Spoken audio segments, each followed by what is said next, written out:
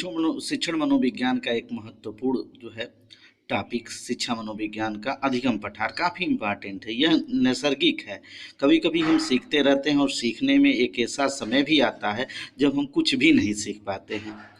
इसका महत्वपूर्ण कारण क्या होता है? जब हमारे ध्यान में कोई चीज़ जो है उतना महत्वपूर्ण न हो, रुचि हमारी न लगे, उत्साह हमारा ढीला होने लगे, हमें कहीं से प्रोत्साहन न मिले, वातावरणीय व्यवधान उत्पन्न होने लगे, संवेगात्मक रूप से हम तनाव की स्थिति में हो जाएं, या हमको थकान हो जाए, मानसिक कमजोरी हो जाए, या विपरीत परिस्थिति हो जाए और मनोशारीरिक सीमा अर्थात हमारे पास उतनी एबिलिटी नहीं है। धीरे धीरे एबिलिटी डेवलपमेंट होती है, नहीं कि जो कभी नहीं पढ़ने वाला है वो आधे घंटे से शुरू करेगा, धीरे धीरे उसका बढ़ेगा।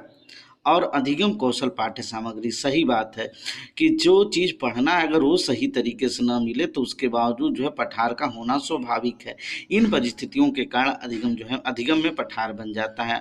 और ये नैसर्गिक प्रक्रिया है, बिल्कुल जो है पठार बनता है। इसी नाते जो है लोग कोचिंग क्लासेज लेते हैं ताकि जो है कोचिंग देने वाला जो है क्या, एक फैसिलेटर, एक सुगमकर्ता की भूमिका में होता है और वो आपके जीवन में अधिगम का पठार नहीं बनने देता है।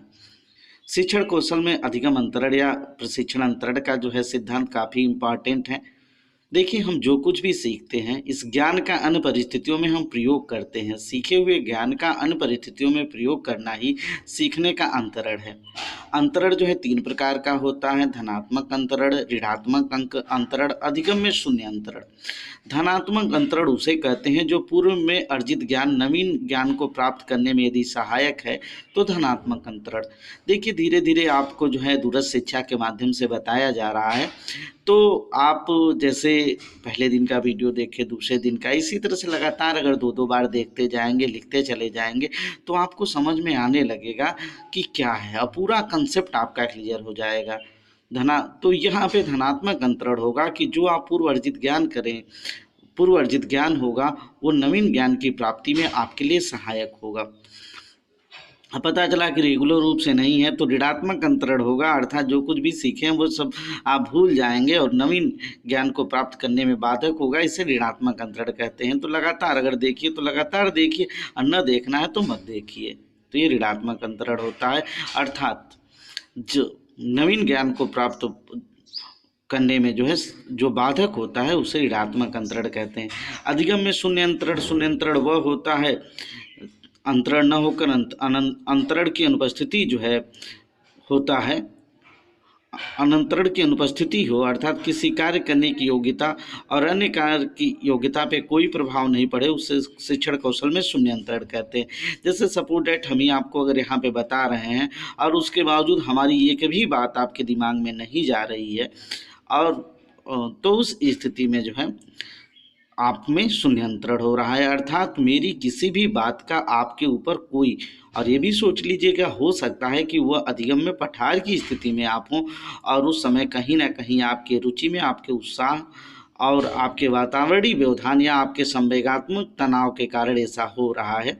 तो यह अधिगम अंतरण 3 प्रकार का होता है। पहला जो है पूर्व अर्जित ज्ञान अगर नवीन ज्ञान की प्राप्ति में सहायक हो तो धनात्मक अंतरण, पूर्व अर्जित ज्ञान अगर नवीन ज्ञान की प्राप्ति में बाधक हो तो ऋणात्मक अंतरण, और किसी प्रकार का अंतरण न हो, अर्थात जब अधिगम में पठार हो तो उसके बाद अधिगम में शून्य अंतरण होता है।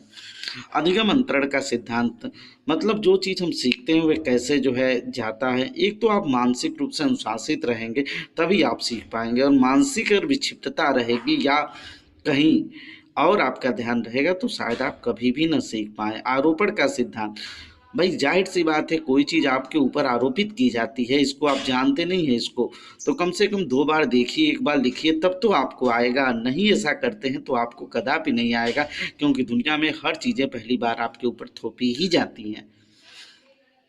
सामान्यीकरण का सिद्धांत, तो उस आरोपण को अगर आप सामान्य रूप में लेने लगते हैं, उसको जीवन का एक अभिन्न अंग बना लेते हैं, तो आप नई नई गतिविधियों को जो है सीखते हुए चले जाएंगे।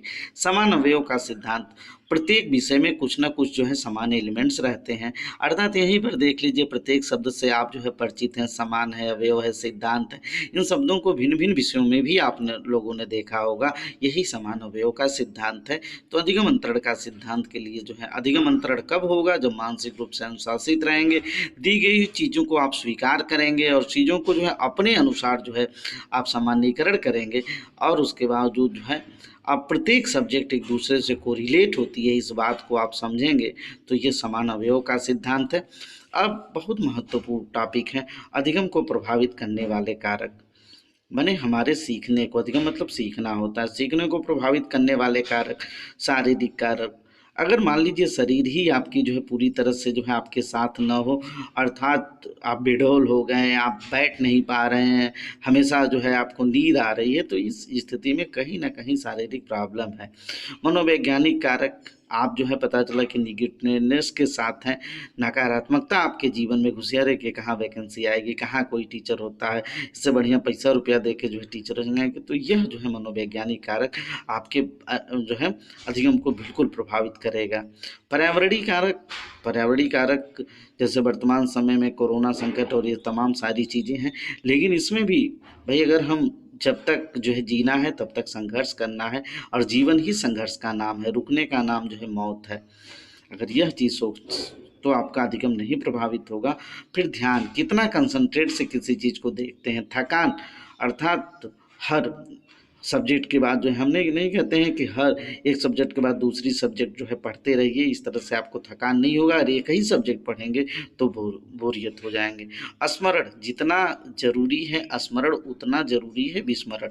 अर्थात एक निश्चित समय में जब आप पढ़ते हैं तो उसको स्मरण में रखिए, और फिर जब वहाँ से हटते हैं तो उसको विस्मृत करिए, उसको भूल जाइए, और फिर उस दुनिया, जिस दुनिया में आप रहते हैं उस दुनिया के बारे में सोचने लगे। फिर जब आएगा तो उस स्थिति में आपका दिमाग जो है सही तरीके से कार्य करेगा, और मोटिवेशन जो कि दूरस्थ शिक्षा के माध्यम से आपको दिया जा रहा है, और धीरे धीरे आपके अंदर परिपक्वता आ जाएगी, और परिपक्वता के फलस्वरूप सब कुछ आपको अच्छा लगने लगेगा, और आपके सीखने की इच्छा जो है अधिगम को बिल्कुल प्रभावित करती है।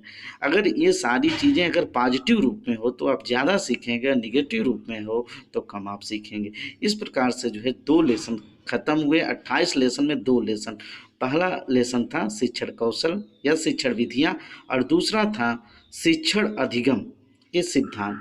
और अधिगम के सिद्धांत में जो है हमने अधिगम वक्र और अंतरण और अधिगम पठार को भी समझाया।